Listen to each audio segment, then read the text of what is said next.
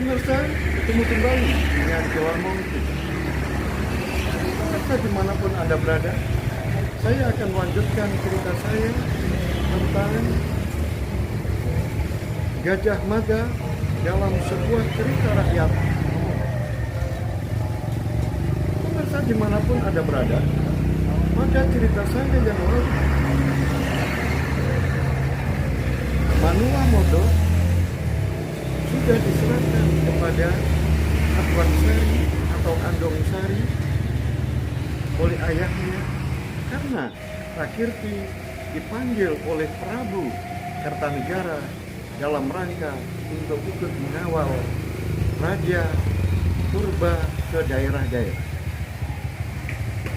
Pemirsa dimanapun Anda berada,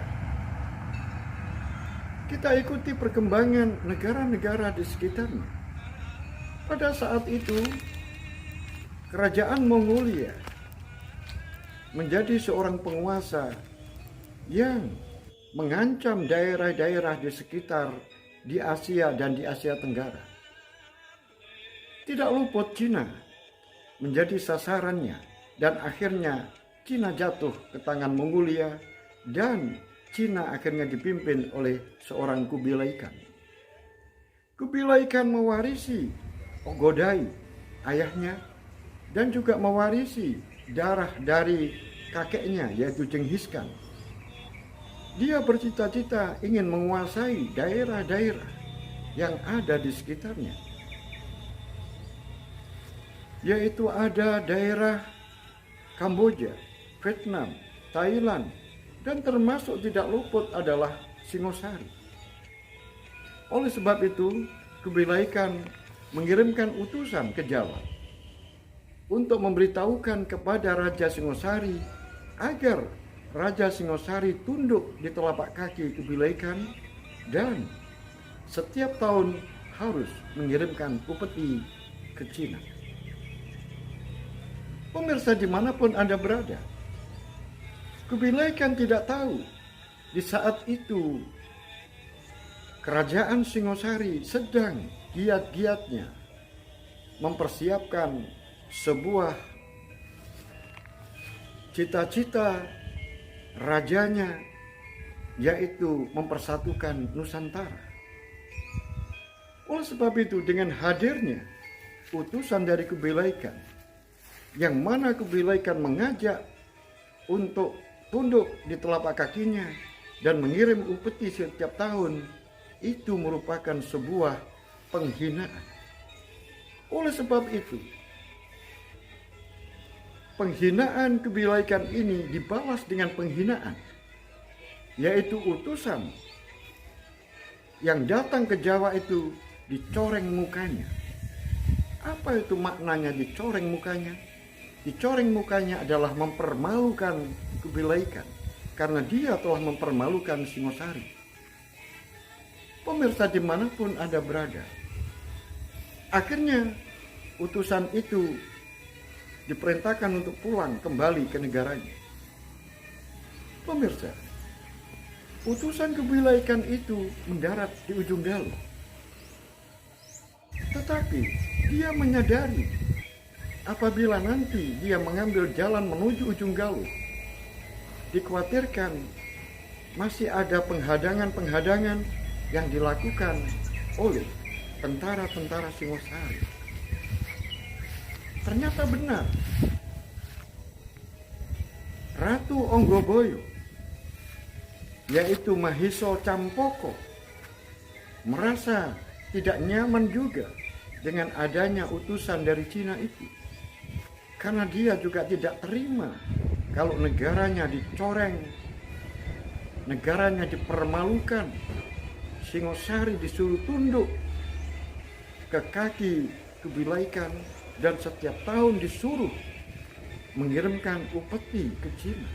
Oleh sebab itu, Onggoboyo, seorang penguasa prajurit yang menjaga keamanan Singosari, maka memerintahkan kepada Telik Sandi untuk mengejar orang-orang Cina itu. Oleh sebab itu, dikejarlah utusan Cina itu. Ternyata utusan Cina ini memilih jalan untuk menuju ke Tuban. Oleh sebab itu, melalui Mojokerto sampai ke Jombang, akhirnya sampailah ke daerah di sebuah desa yang disebut dengan Sedah. Sedah adalah sebuah tempat yang berada di sebelah timur Modo. Disinilah bertemunya antara tentara-tentara Cina dan tentara Singosari yang menyamar sebagai seorang begal, yaitu begal Linggo Joyo. Sehingga terjadi pertempuran dan ada yang luka. Seseorang yang luka ini kemudian disembunyikan. Dan setelah pertempuran ini selesai, orang-orang Cina sudah menuju ke Tuban dan orang-orang Singosari kembali ke Singosari. Karena satu orang yang tertinggal karena luka di desa. Karena desa Sedah termasuk dalam pengawasan Manua Mojo. Oleh sebab itu, Andong Sari atau Adwang Sari mengunjungi orang yang sakit, prajurit yang sakit. Ternyata Adwang Sari juga ikut merawatnya. Kemudian karena orang Jawa bilang Witing Tresno jalaran soko kulino, akhirnya Adwang Sari jatuh cinta kepada orang yang dirawat itu. Ternyata Adwang Sari tidak salah memilih orang, karena orang yang sakit ini ternyata seorang prajurit yang gagah perkasa dan tampan rupawan. Oleh sebab itu, setelah mereka sembuh, kemudian prajurit ini dibawa ke Modo dan setiap hari bersama. Oleh sebab itu, Adwang Sari pernah ditegur oleh Ki Petuk dan Ki Delek selaku orang yang dipasrai untuk mengawasi Adwang Sari oleh Rakirti, yaitu ayahnya Adwang Sari. Tetapi karena rasa cinta yang begitu mendalam kedua-duanya, sehingga menimbulkan kekhawatiran kalau terjadi hal-hal yang tidak diinginkan. Oleh sebab itu, maka dinikahkanlah Adwang Sari dengan seorang prajurit dari Singosari ini. Tetapi Adwang Sari tidak tahu kalau dia itu adalah seorang lembu geni, yaitu tentara prajurit dari Singosari. Tidak tahu. Tetapi yang tahu adalah yaitu seorang prajurit yang bertugas untuk mengawasi yaitu benteng pertahanan di Mbilulu, yaitu Mahisa Wagal. Karena Mahisa Wagal pernah memanggil laki-laki ini secara pribadi. Kemudian laki-laki ini mengatakan bahwa dirinya adalah prajurit Telik Sandi dari Singosari. Kemudian dia ditugaskan oleh atasannya, yaitu Ratu Agniboyo, Ratu Onggoboyo, yaitu Mahisa Cempoko, untuk mengejar dan membunuh orang-orang dari Cina, yaitu utusan Kubilai Khan. Oleh sebab itu, prajurit ini mohon kepada Mahisa Wagal agar jati dirinya jangan sampai dibongkar, karena dirinya adalah telik sandi. Pemirsa dimanapun Anda berada, akhirnya menikahlah Adwangsari dengan seorang prajurit Singosari yang namanya adalah Lembu Geni. Pemirsa dimanapun Anda berada, maka hamillah, yaitu Adwangsari, dan seorang prajurit dari Singosari ini kemudian berpamitan untuk melanjutkan misinya, yaitu menuju Singosari. Pemirsa dimanapun Anda berada, Rakirti yang berada di Singosari mendengar kabar bahwa anaknya, putrinya sudah menikah dengan seorang laki-laki. Betapa marahnya Rakirti yang hanya punya satu anak, yaitu Adwangsari, tetapi dia merasa tidak dihargai oleh anaknya. Dia menikah dengan seorang laki-laki tanpa seizin dan tanpa minta restu dari ayahnya. Oleh sebab itu, hatinya sangat marah karena dia merasa tersinggung oleh sikap anaknya itu. Apa yang terjadi? Akhirnya dia minta izin kepada sang raja, yaitu Prabu Kertanegara, untuk sambang ke Modo. Setelah sampai di desa Modo, Rakirti ngamuk luar biasa. Langsung dia menanyai putrinya tanpa pakai basa-basi. Dia karena merasa tersinggung sebagai orang tua, maka dihajarlah anaknya. Kemudian Ki Petok dan Ki Delek yang mencoba untuk melerai dan mencoba untuk membeningkan perkara, tidak digubris, dia pun juga dihajar oleh Rakirti. Untunglah segera datang, yaitu Manua, Kuwu, Mahisa, Wagal, dan langsung melerai. Pemirsa dimanapun Anda berada, Rakirti masih tidak terima, maka anaknya diusir, dan Ki Delek dan juga yaitu Ki Petok yang dititipi anaknya ternyata tidak pecus untuk mengawasi anaknya. Oleh sebab itu, Ki Petok dan Ki Delek juga diusir dan seluruh keluarganya diusir dari Modo. Akhirnya Andongsari atau Adwangsari ini akhirnya dibawa oleh Ki Petok dan Ki Delek menuju ke sebuah rumah, yaitu di atas Bukit Kapur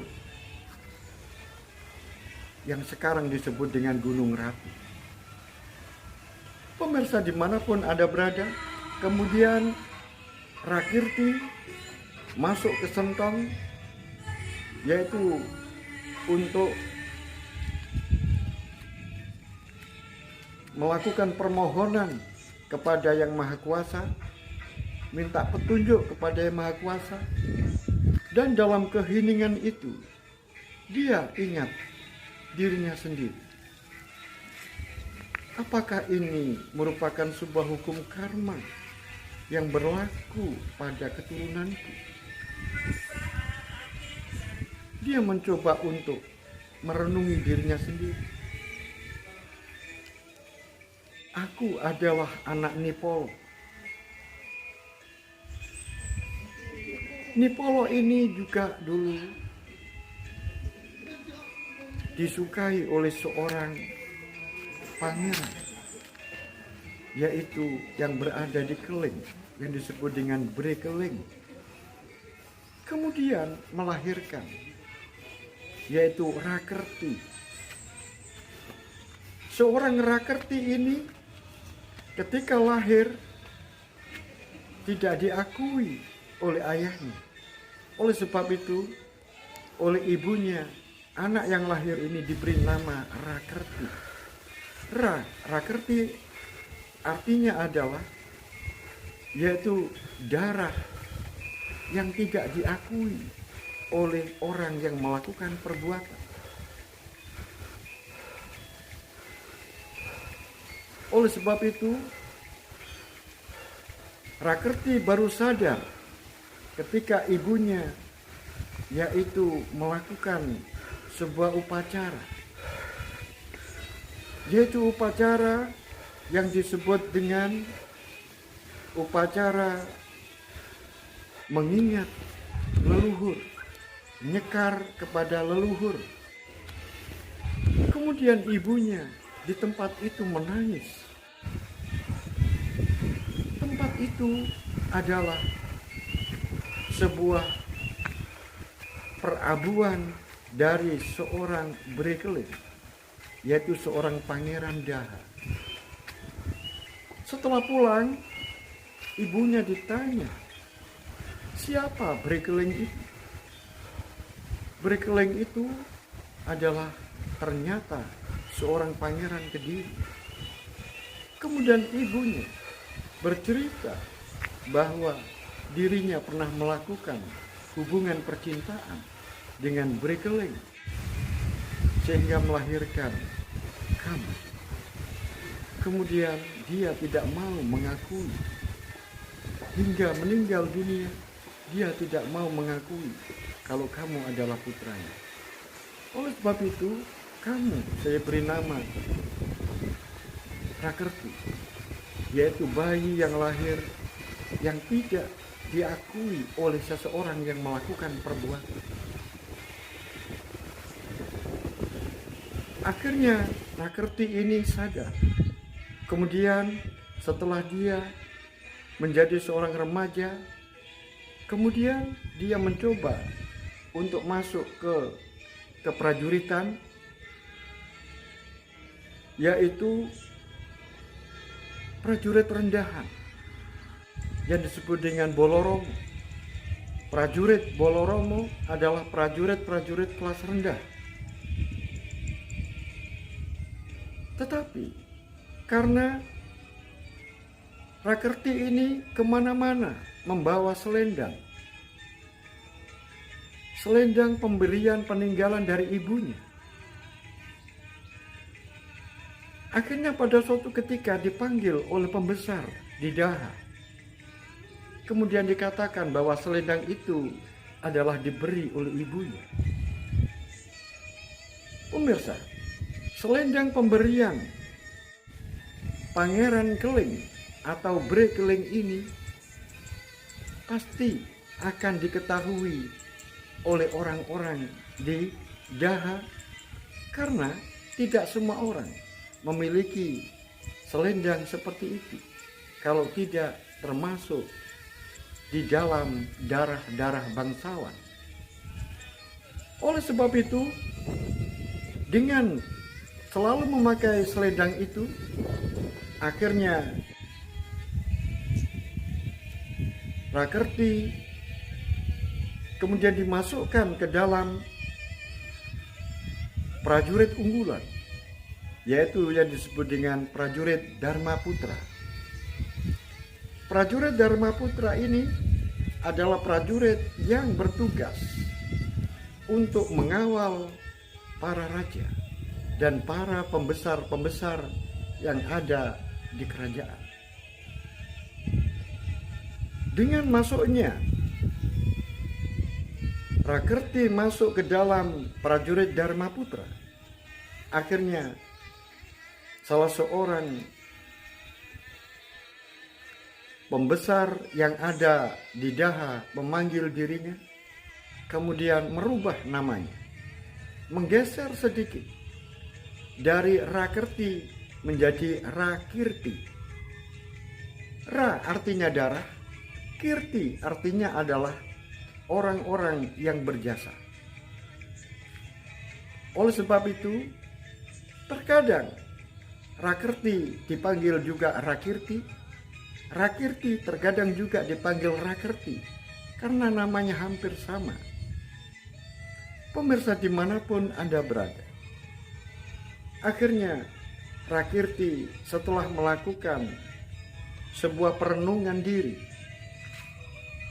dia akhirnya sadar mungkin ini merupakan sebuah garis takdir yang telah digariskan oleh Yang Maha Kuasa. Anak saya menikah dengan orang lain tanpa seizin saya. Kemudian Rakirti bertemu dengan Tuhan aku, yaitu Mahisa Wagal. Kemudian Mahisa Wagal mengatakan, wahai saudaraku, ketika itu aku mau menjelaskan tentang hal-hal yang berkaitan dengan putrimu yang menikah dengan seseorang.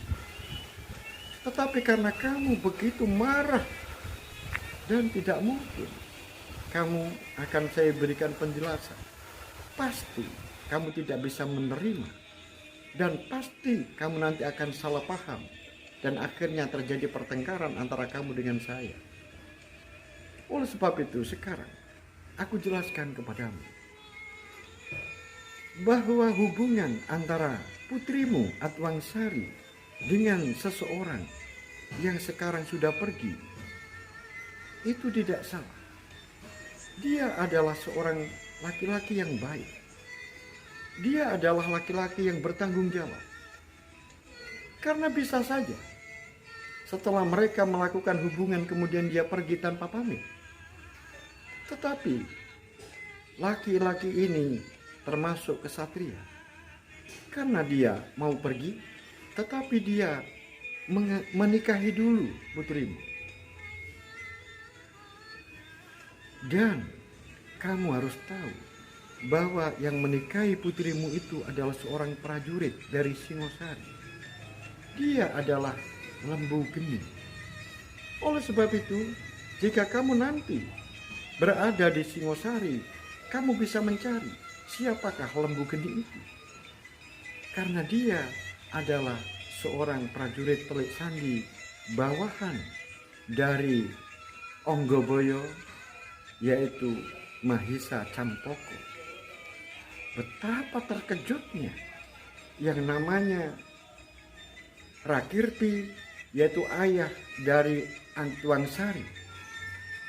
Oleh sebab itu Rakirti diberikan saran kepada Mahisa Wagal agar menjemput putrinya, kemudian disuruh kembali ke Modo.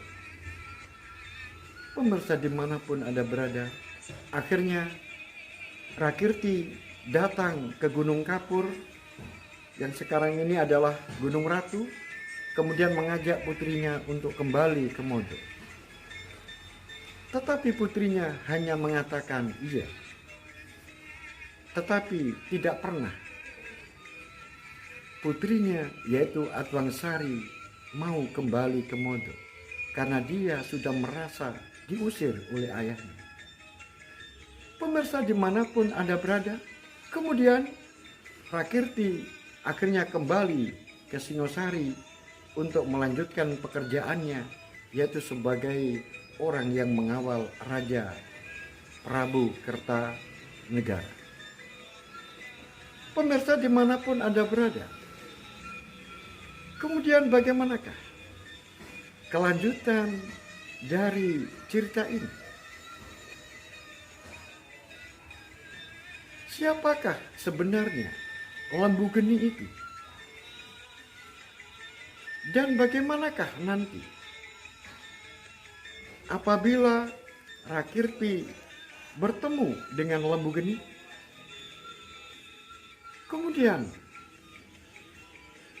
Atwangsari yang sekarang sudah hamil, kemudian nanti bagaimanakah nasibnya anak yang dilahirkan itu?